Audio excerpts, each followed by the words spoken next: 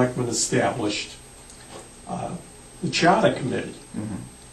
This was a group of people, maybe 12 people, prominent citizens in the town,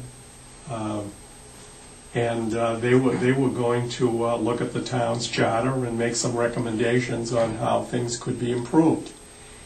And they brought a couple of issues to the town meeting. One was a zero quorum. All towns, I guess, have, well, let me just say, Pembroke, I don't know about all towns. We sometimes have a problem getting 150 people there, and we have to delay the start of the meeting. So they brought an idea of a zero quorum, which some other towns have established. Well, that didn't go over, and it was defeated.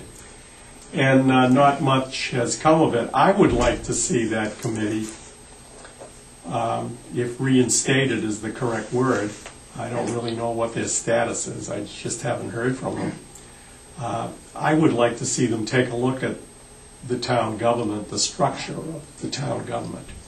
And I would more specifically like to see them look at the town manager position. We have a town administrator. I understand the town of Bridgewater has already done a survey and a study on that, and they have a report that I'm going to get my hands on and see what they have to say. Just from a personal point of view and my involvement in government, we all think that the Board of Selectmen is the end-all and be-all of they snap their fingers and everybody jumps. That's not the case. Even the town administrator doesn't have full supervisory abilities to the departments in town. So maybe we should look at a town manager. I have to admit, I don't know much about it, but I would like to learn about it. It may be time for a 20,000 person community with a $52 million budget to be looking at some other changes in our government. I don't think it hurts to look at it. You don't have to reinvent the wheel. Other towns, I mentioned Bridgewater has done a study.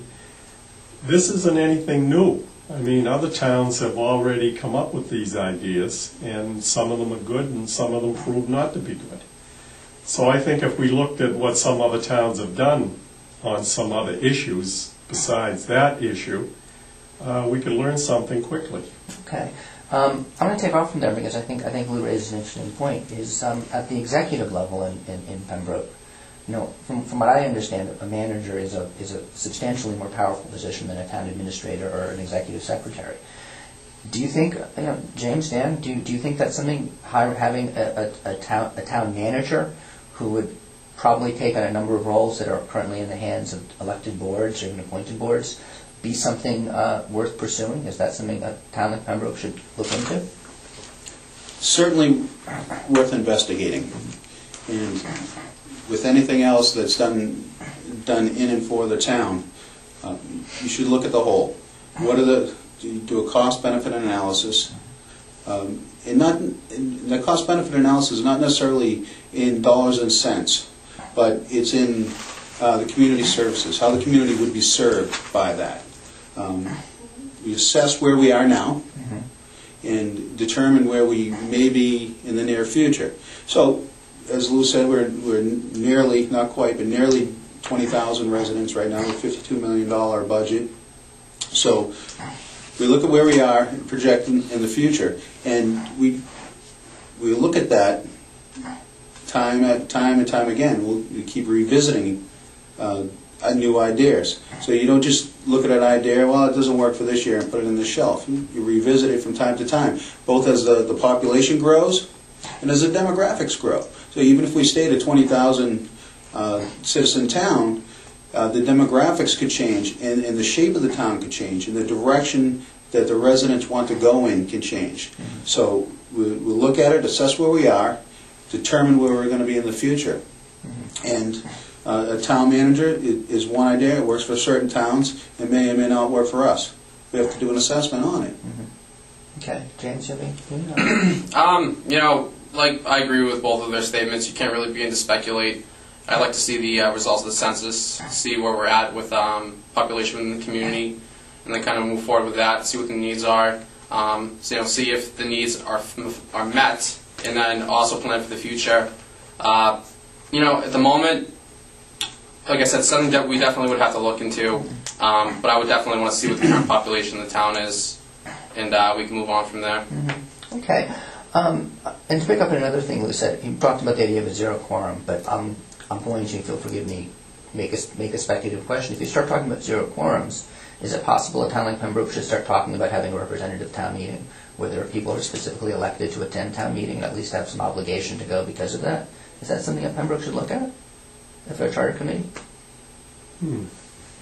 I haven't investigated that idea. I know there are some towns that have done that. I don't really know why they did it, what were the problems before, and what are the results now. I don't know if this would be something that could be quickly implemented or not. Right. Okay. Dan, you? I do know of a couple of towns that in the area that have it. Plymouth, for one, pardon me, has a representative town meeting. Walpole is another, and I know people that live there. And they tell me that the reason they have that is for a similar reason that people think of going to a zero quorum. So that zero quorum, well, let me speak to the zero quorum first. Absolutely. The zero quorum is going to scare the pants off of anybody that one person will vote the $52 million budget their way. So that's going to scare the pants off of the people to come to town meeting. That's the point of that. Okay. And it was never taken seriously enough to be voted up. Okay. So the representative town meeting, towns had voted that in, had problems with certain segments of town. Now you can imagine how big Plymouth is. Plymouth would have certain segments of the town as a huge voting block. And they would come in and they'd railroad a vote through town, and the people living on the other end of town would be, hey, what about me? My interests and needs are not served. So they went to a representative form of town meeting where they would split the town meeting membership evenly distributed for certain wards and districts, and then they'd have at-large candidates. Very much like city councils. And I grew up in Quincy. Quincy has a city council similar to that. Different functions, but the distribution of power is the same. Okay. I hope that answers your question. No, okay, it's fine. I'd have to disagree with both. Zero quorum and representative governments won't work. Because really, I think that kind of blames the people of the town. The taxpayers pay the money that funds the budget. Really, I think the best step to moving forward to getting people to town meeting is to upgrade the signs. I think